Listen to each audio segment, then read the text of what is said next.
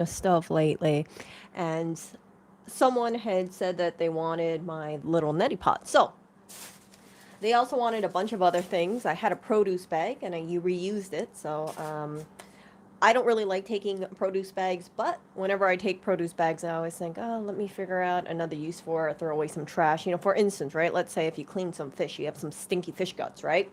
You can put your fish guts inside of here, knot it, and keep it inside of your mean trash. That way you don't have to throw out the trash in one day or so. Some people throw out their trash every day. I don't throw the trash out until maybe like every 3 days or whenever it's full. With that being said, right, I had this all together and I wanted to show you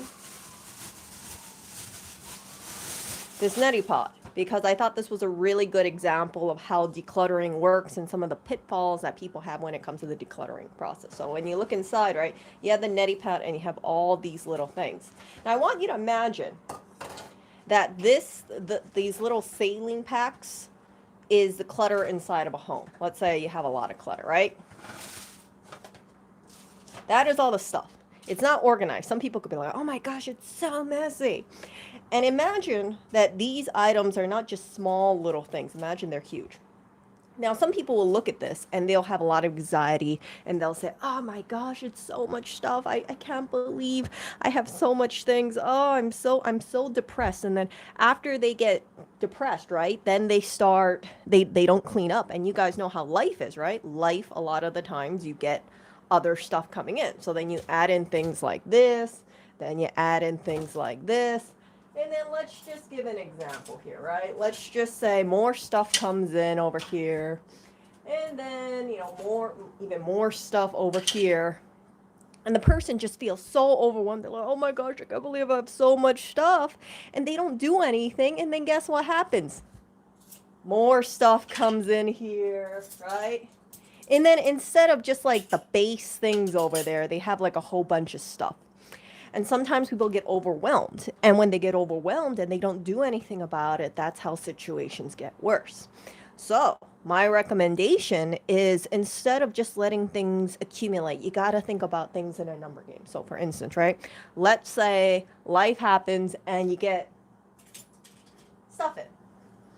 So let's say you pick up this fork, and this is just an example, okay? Don't imagine like this is what the items are, but just imagine like stuff, okay? So let's say you pick up this fork and you're like, I really like this fork. So you say, okay. Instead of following the process and having the fork be one additional item, from there you say, okay, well, I brought in the fork. Let me take one thing out of that pile. Some people, they will be able to clean this all in a day or 2 days or a month or 2 months, right? Whatever the case be. Or some people will say, okay, if for that every item I bring in, I'll take 2 items away. So that's how, even if you bring in that fork, you have one less item in your thing. Now, let's say you say, okay, well, every week I'm gonna take aside like let's say 3 items. So you take 3 items, you put it away, and you're like, okay, I'm gonna take 3 items. Yeah. And then you give up. And then you're like, oh my goodness, life happens, and then you're not mindful about it, and then you take in more items, right? Then 1 more item, 2 more items, 3 items. So although you had just decluttered because you brought in more items and you didn't take any item away, that's the reason why the clutter still stays. So this decluttering process, I feel like there's 2 things that you need to do. A, you need to keep on top of it. You can be like extreme, you can be like hoarders and just like clear up everything all in one day. But what you don't want to do, what you absolutely don't want to do, is just say, okay, I have all this stuff, let me get storage containers, right? Let's say you have all this stuff and you're just like, oh, I don't need all this stuff, but you just go off to the container store, you go off to Ross or you go off to Marshall's, and then you start saying, okay, you know what, let me just shove this in here, right? And people are like, oh yeah, I'll just get a storage unit. So then you bring in all this stuff, and then you're like, okay, yeah, I'm just gonna put everything in a box, and that will be it. Yeah, I can't really see it anymore. And yeah, instead of getting rid of things, I got this one big box And yeah, the clutter is gone, but the clutter is not really gone because it could just be inside of shelves. It could be inside of like a storage unit. I know some people, they spend big money on storage units, so I don't feel like that's really a good solution, especially when you can declutter the stuff. So what I would recommend, instead of just throwing everything all in a drawer or a storage container or something like that, you got to go through it. So what I would recommend, and this is just from experience here, right? You guys know I've been decluttering for a while. I would say every week or every day, take one item out. So let's just say I did this today, and then I'll do this tomorrow, and then I'll do this the day after tomorrow. Okay, that looks pretty successful, right? And then let's say for 2 days I don't do anything. However, because I didn't take anything in, it's still at a standstill. And then, you know, the next day I'm like, oh crap, I got to declutter. So then I put away that. Now, even if I bring something in, it's still less than it was before, you see, like less than it was 3 days ago. So if you don't bring anything in, your number stays the same. Now, all this stuff, right? Now, instead of being overwhelmed by the pile, remember, just think of it as a numbers game. So let's say there is 15 little packets in here, or 15 items that you need to get rid of. Every day, get rid of one item. And if you take a break, it's totally okay. Just go back and continue taking things little by little, and then your pile gets smaller. Now, let's say you're going on your decluttering thing, and you're like, oh, you know what? Instead of doing one thing, I'm going to do 4 things. Okay. You know, your pile's getting smaller. Let's say you say, hey, you know what? I got rid of a whole bunch of things. Let me bring in one thing. Totally fine, because at least you're getting rid of things, and even if you bring in one more thing, your number is still small, right? So then you bring in one thing, and then you're like, okay, yeah, let me go back to decluttering. So 1, 2. Let's say something happens, you're on vacation or something, you don't declutter for like a week. I wouldn't recommend that, but let's just say you don't do it for a week. You feel bad, right? Now, instead of letting your emotions get to you where you're like, oh my gosh, I can't believe I didn't declutter for 2 weeks. Oh my gosh, I'm such a failure. I have so much stuff. So put the emotion aside and just go back. Start decluttering 1 day, 2 day. Let's say you feel bad that you didn't catch up for that week. So then you start getting away like 3 things. You see the pile's getting smaller. And when the pile is getting smaller, because you know you're not really taking in new things, or even if, let's say, even if you do take in something new, right? It's still less items than it was previously, right? It's still less items than you had a week ago or a month ago. So keep doing your decluttering thing. Okay, 1, 2, 3. Let's say you got rid of 3 things 1 week, okay? Then the next week, you say, oh man, I saw something really cute, or I want to rehome something. You bring in one more thing. Okay, but you keep decluttering, right? You're like, okay, 1, 2. Oh, I have a burst of energy. Let me declutter 3 things, right? And you can see how even if you just do 1 item a week, even if it seems like it's a snail's pace, 1 week, 2 week, 3 week. Remember, your intention was to do it every single day, right? Even if you only do it 1 item a week. I would not recommend that. I would try to say at least 1 item a day, or at least 5 items a week. You know, you're still making progress, kind of thing. And that's really important. So if you ever feel like beating yourself up because you haven't decluttered for a week or 2 weeks, just remember that you have made progress. All the progress that you've done in the past, although you can't have like a before and after, the numbers don't lie. You actively work towards a goal. And this is how, for instance, weight loss works. You know, people, they lose weight gradually and they don't really notice that they're losing weight so much, but it's because they're doing diet, because they're doing exercise. It allows them to start seeing changes. So it's not an overnight thing. Now, of course, right, for this kind of stuff, you could just say, okay, you know, just throw everything away. But I feel like it's more sustainable to be regimented and say, okay, yeah, let me get rid of 1 thing a day, or let me try have a focus, right? Or let me try to get rid of at least a couple items a week. And then you ask yourself, okay, do I need 3 spoons? Okay. So then you say, okay, you know what, maybe I don't need this one. So you can give that away. Right? And that's just an example here, right? And then you could say, you know what? Yeah, I think I'm good with 2. Yeah, but how about all these items over here? You know what? I'm going to keep decluttering. Yeah, I don't really need that. I don't really need that. And then maybe you're going to say you want to keep it like this. Or maybe you say eventually, right? Oh, yeah, you know what? Yeah, I'm going to do some spring cleaning. Maybe a couple months had passed by, maybe a year passed by. Then you see this and you're like, man, you know, I really don't have that much stuff to get rid of. You know what? I'm good with this. So when you do organizing and things like that, you'll see this and you'll be like, wow, that's so much better than before. But a lot of times people don't see the big picture, right? Instead of seeing these two spoons and this, right? And seeing that they have progress, they don't realize how far they've come because in their mind they kind of forgot how that looked like before. So that's why I recommend, if you guys are on any sort of decluttering journey, right? Don't beat yourself up about things, because chances are your brain is not going to remember how this stuff was. You know, your brain is not going to remember, hey, yeah, I am decluttering. Yes, I'm not a failure because this is moving so slow. Progress forward is very, very important. So I've been getting rid of a lot of things, and I'm seeing things, go out. And for me, it's just kind of like, wow. So I know I get asked, like, why is everything all lying around? I'm like, there's a process behind it. Okay, I post the stuff, and then it goes out, and then it doesn't return back again. So there is changes. But yeah, sometimes people, they just, they don't focus on that kind of stuff. They just kind of focus on the whole feeling of, how could I have let myself have so much stuff? Oh my gosh, and then they just get paralyzed, kind of thing. So for me, right, I don't, subscribe to that kind of thing, because I see that people have a lot of pitfalls. And I would say, right, just keep moving forward, kind of thing. And that's what I'm going to do. So tomorrow someone is going to pick all this stuff up. And then, actually, I know I have 2 people swinging by. I'm sorry, you guys. And yeah, so this is the stuff that I am working on. And that is just, I'm so sorry for the crinkles. I'll do that later. That is just like a visual representation of how the decluttering process works, and why, although some people might say like, oh, it seems like Erica's just decluttering forever and ever and ever.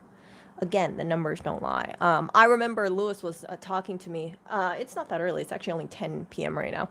I remember Lewis was talking to me, and for a while he was asking me, he was like, how come you're not getting rid of stuff? And I was telling him, I said, no, I am getting rid of stuff. Like, stuff is getting out.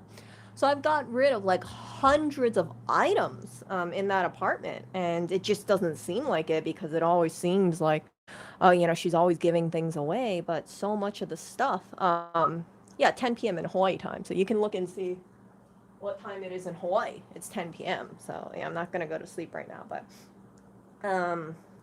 yeah, so, like that kind of stuff. So if you are decluttering, remember, if you just do things slowly but surely, people will notice that kind of stuff. And some people might say things like, oh, you're not working fast enough. How come your place doesn't look like something in Architecture's Digest? How come this place isn't perfect?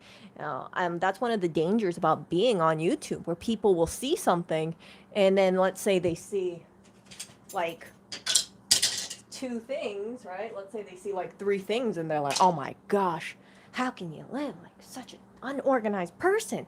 Everything should be perfectly straight. Oh, it should be coordinated. It should be, a per color or something like that. It's unrealistic standards. So that's the thing that just kind of like makes me think to myself, like, yeah, some people, they just kind of hold on to this glorified image of perfection because they see YouTubers who live in perfect places, and that's not really how life is. Now, I know there are going to be some people who have like perfectly polished floors and perfectly organized handbags and perfectly organized cell phones, and they basically are perfect. But never underestimate how much control it has to be perfect, to have everything just lined up in color coordinated fashion, or making sure that everything is like perfectly straight. Because yeah, if you kind of just like compare yourself to a YouTuber who's making videos talking about perfection, in my opinion, most people are not going to be able to achieve that, especially people with children, for instance. It's going to be hard. You're going to say, Timmy, how come you have, a bunch of toys. You should only have 3 toys because I have a shelf and it will look perfectly balanced if there's only 3 toys. Let's say two, one here, or one here, or you have like shelving or, totes kind of thing. And I just kind of think sometimes like this thing can turn into a form of OCD. For me, right? I'm just decluttering. I just want to be more minimalistic kind of thing. I want to see how much things I can get rid of. And I kind of find that a lot of the stuff, it's just unnecessary stuff. Like you pick it up, you think you'll use it, and then you don't use it, and then you totally forget to give it away. And if you have lived, let's say, for 50 something years, right, or more, it can be quite a lot of stuff. People will say, hey, do you want to take this? It's free. And that's how clutter appears. It's not just 1 or 2 things. It's just a culmination of things that you don't have enough space. It's not organized. You have an excess of something. And remember, people live in homes. They don't live in storage units. So when I was looking at, let's say, ancient China, right? Ancient Chinese homes, it's pretty, it's quite gorgeous. They don't have like Tupperware galore. They don't have like handbags galore. They have like maybe one basket that they take to grab vegetables, one basket that they use to store rice, one basket that they use to gather wheat. Yes, the Chinese did actually have baskets for certain things. So let's say you'll have one for the groceries, one for the rice, one for, let's say, carrying some sort of food or something like a fish basket, that kind of thing. It's not like now in the 21st century where we got reusable bags galore, right? Oh, here's a reusable bag. Here's a reusable bag. Here's a plastic bag. Here's a paper bag.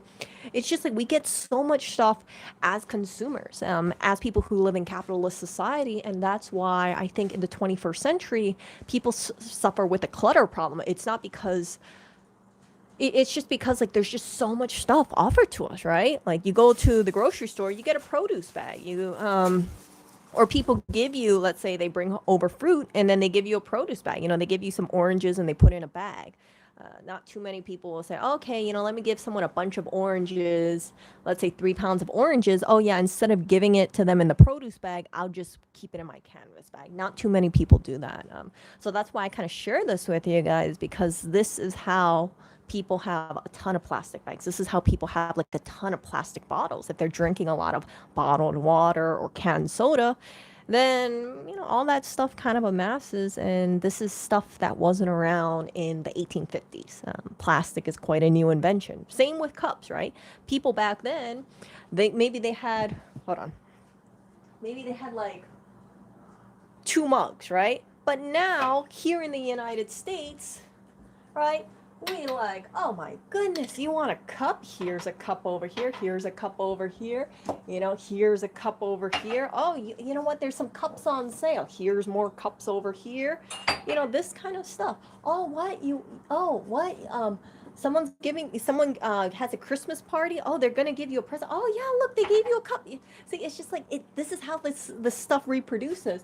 Oh, by the way, your coworker gave you a cup over here too. He got another cup. It's just so much stuff. This is how these cups, and here's another thing. So you go to a party and someone's like, oh, hey, thanks for coming to my party. Here's some chocolate, and they give it to you in a cup. So you got like so many freaking cups.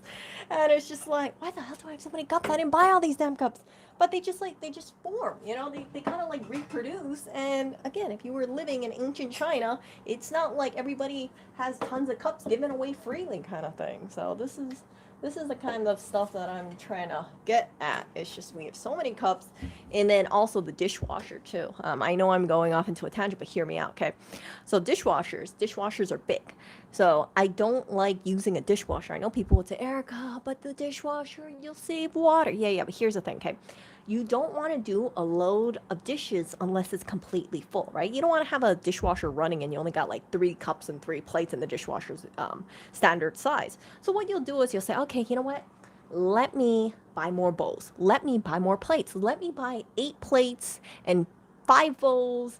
And then, oh yeah, all the cups that people give me, yeah, I'll just keep putting more I'll just take more cups, and then I'll just keep putting in the dishwasher because I want to fill the whole rack, top and bottom, and when I finally run the dishwasher. So, let's say you do that, and then you find yourself having 10 plates and 5 bowls and 5 mini plates and 10 mugs kind of thing. And then you're like, yes, I'm making sure that I'm not running the dishwasher empty. It's completely full. But instead of having, let's say, 3 bowls, 3 plates, and 4 mugs, you have a lot more stuff because you feel compelled to use the dishwasher. That's the reason why I feel like having a dishwasher is not really a good thing. Now, I know what I'm saying is pretty controversial because some people will say, but the environment, Erica. But here's the thing, okay? Again, I should maintain dishwashers promote consumerism, whether we acknowledge it or not.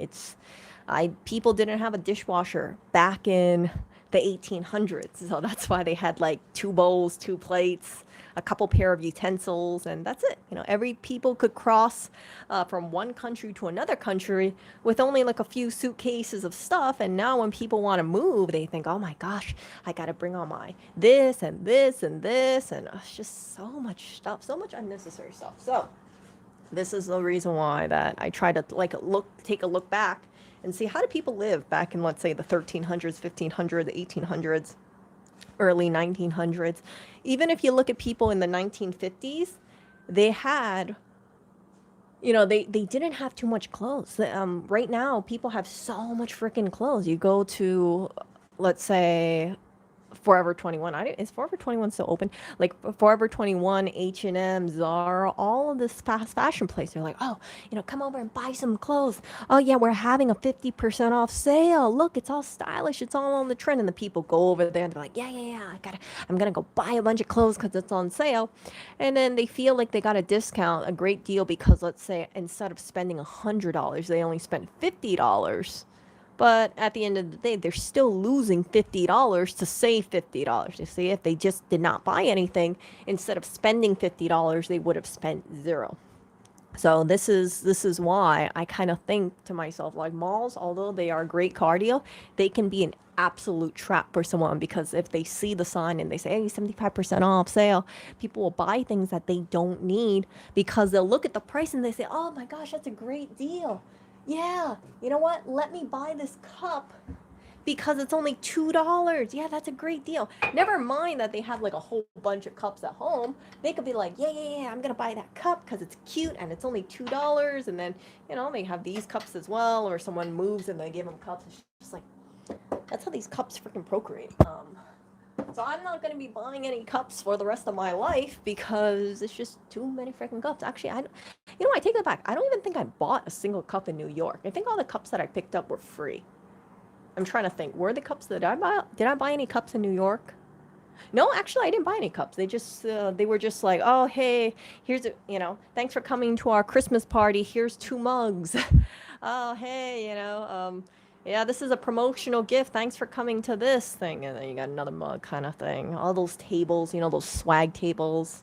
Unless you can really use it, like a Hershey's bar or a pack of breath mints, like I would say, or like face mask, because you got to wear face masks to get to some places. Like, don't pick up that stuff. It's just clutter kind of thing. Yep. So look at this. Long story short, says that back then people used to have 1 silver spoon.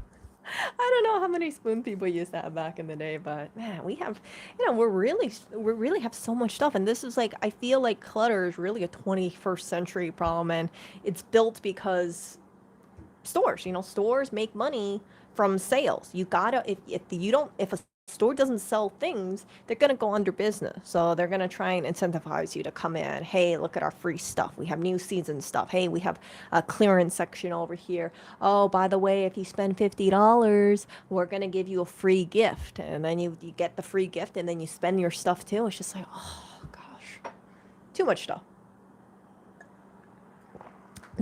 So this is like the pitfalls of living in the 21st century.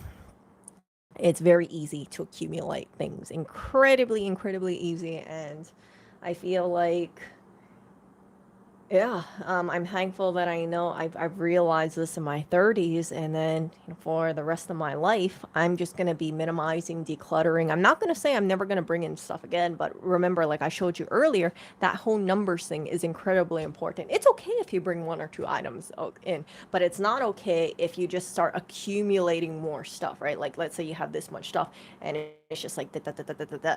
If it starts getting bigger, then you have to like shrink it back down, or ideally shrink it even lower, and then be more mindful about what you're bringing in. Curating is very important. Maintaining your stuff, because if you have less stuff, you can take more care of it. You're not gonna say, maybe you won't be so hard on your cups. You won't be all like, oh yeah, let me just slam it on the counter because I have 3 million cups. What you would say is, okay, you know what? This is the cup that I have. I've had it for a while. Oh, there's some tea staining in here. Let me make sure I get some baking soda and an old toothbrush and scrub the stains out. And then you'll be more on top of it, so then your one mug can last you for many years, and it'll be in tip-top condition. And if it breaks, you'll be like, okay, well, let me buy another quality mug because I really like this mug. I don't mind spending $15 for a mug if I feel like it's a high quality mug. But as you guys see, I have so many mugs. I have no desire to buy another mug. Unless maybe this one breaks and I'll replace it. But other than that, I don't have any desire to buy mug. So for me, I drink tea out of this mug and then I wash it, and then sometimes I change my mugs out, but I'm always just using like 3 cups. That's it. This is washed and then it's drying, and then maybe I'll use another cup, and then after that one, then I'll take this one out. You see, like, I don't need that many mugs. In fact, I could actually just work with one mug if I just want to just say, okay, I'll use this one mug to drink water, and if I'm done drinking water, then I'll drink tea, and after I'm done with that, then I'll refill it back with water. But for me, I like having at least one tea mug and then one water mug, so I can alternate between tea and water. So this is the kind of stuff. So I would also, like, long story short says, right, buy pre-owned, and yeah, so, but don't accumulate too much stuff, okay? It's okay if you collect a few things, but remember, you gotta get rid of stuff. If you have, let's say, a bunch of, let's say you have 30 items, and you minimize it down to 25, then by all means, if you want to bring in one item, go right ahead. Bring it down to 30 to 26, but you better get that 26 number lower and lower and lower and lower. And if you can't get it, let's say you can't lower it because let's say you just kind of say like, hey, I don't want to get rid of my expensive knives or anything like that, then make sure that if your knife breaks, I've never had my knife break on me, by the way, but make sure that when your knife breaks, for example, you say, let me try to repair this, and if I can't repair it, then I'll get a knife from storage. So, right, for example, this is an example of quality over here. So this is like some of the knives that I use. I hate using cheap knives, which is funny because I use a Daiso knife in New York. I like my Daiso, my $3 knife, but a lot of these kind of knives, you see this like generic plasticky knife, it's like stainless steel. This knife is not very good. Okay, I know I'm going to trigger some people by putting it on a countertop, but the knives that I really like is this one. I really like a J.A. Heckles knife. Can you see it? Henkels. I've had this steak knife, for example, since I was in grade school. So this knife is at least 20 years old, because I remember I used to bring steak to school, and this was just leftover steak. And listen to this. When I was about 5th grade, I was 10 years old, right? I used to bring this knife to school to cut steak pieces, and people would see me with it and nobody would care. But now if I brought a knife like this to school, and let's say I was a 10-year-old, they would be like, oh my gosh, we gotta call the principal. So times are really changing now, and it makes me a little sad that, hey, now people, like, you can't, I mean, I get it, you don't want a 10-year-old bringing a knife like this, but truly now it's like, okay, you want to cut something at school, just use a plastic knife. Or better yet, right, if you have any kids, like, don't make everything bite-sized so they don't have to bring a knife to school. But yeah, I did bring a knife to school several times to cut steak, and now when I look back, I'm like, dang. I think if parents heard anything, they wouldn't have freaked out. They'd be like, what, she brought a knife to school? Yeah, she went to cut steak.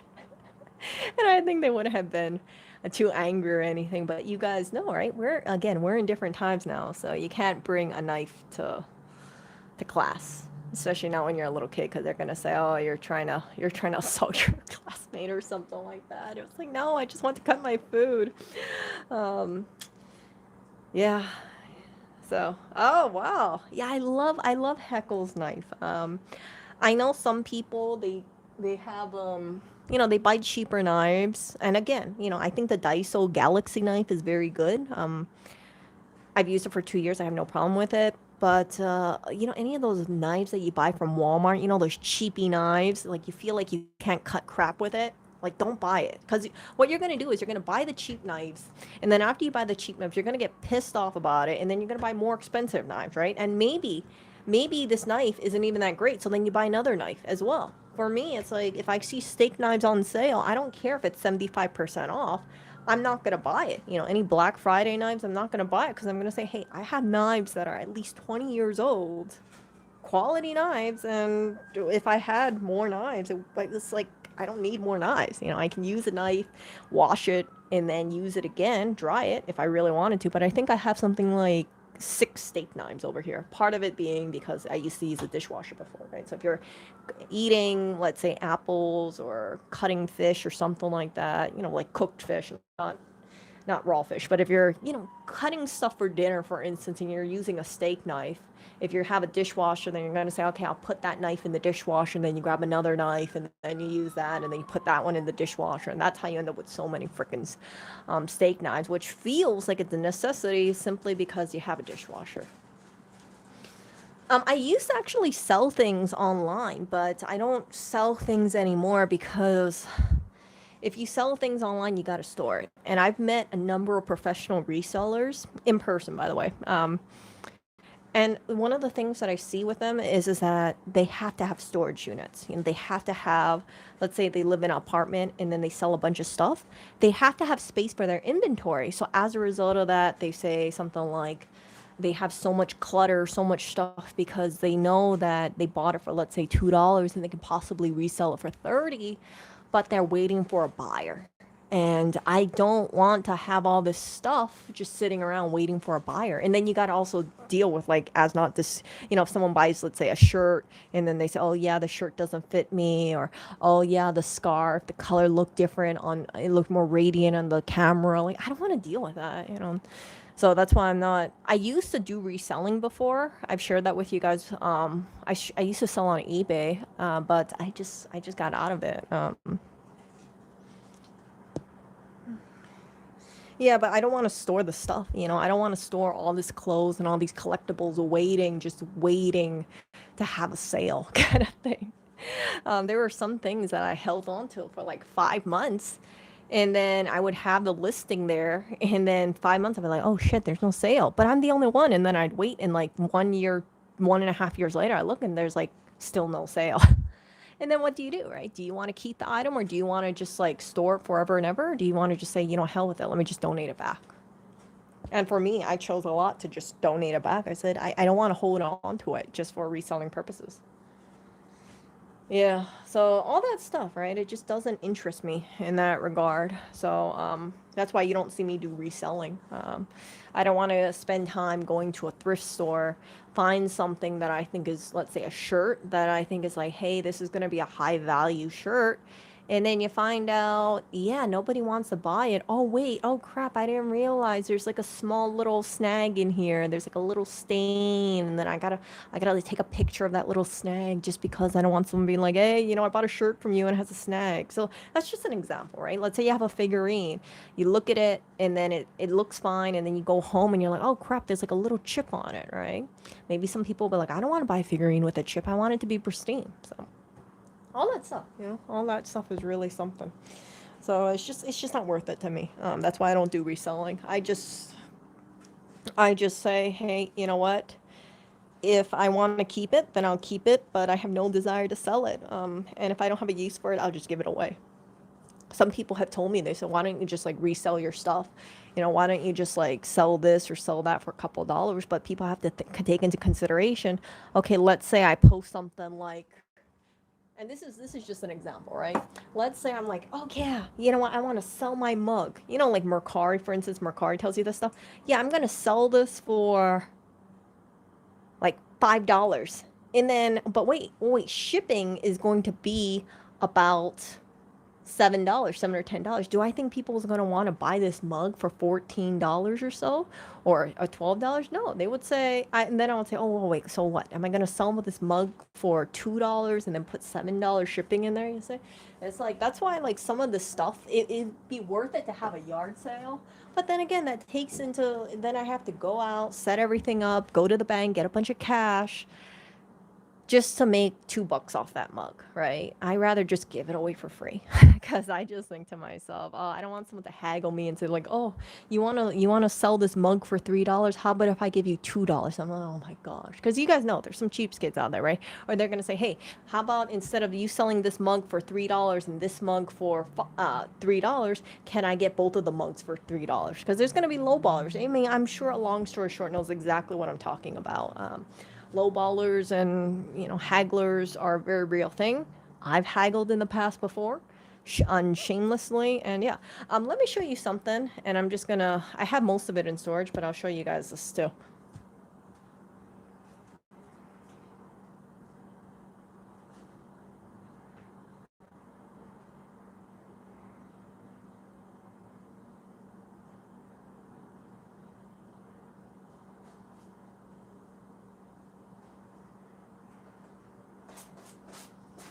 This is one of my greatest finds. Oh my gosh, it's so dusty.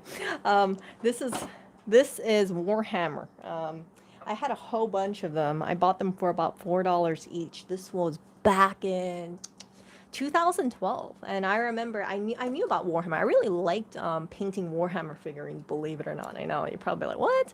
Um, I like these little figurines because they're small and they're detailed, and yeah. So this was right. This is an older box, and if you look at the date here, where is it?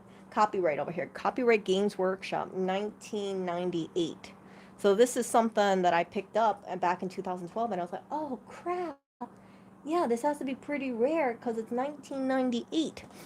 And I remember I bought a whole bunch of them for about $4 each, if I remember correctly. There's this, I think, a mom selling her son's collection, and the son wasn't out at the garage sale, and then she was like, "Oh, so and so, someone wants to buy your figurines. How much do you want to sell it for?" And then the guy said like $4 each. So I just said, you know what? I'll just buy the whole lot. So I paid, I think, $60 for the whole lot of Warhammer figurines. It was a whole bunch of them, not just Marksman's and Mira Galano.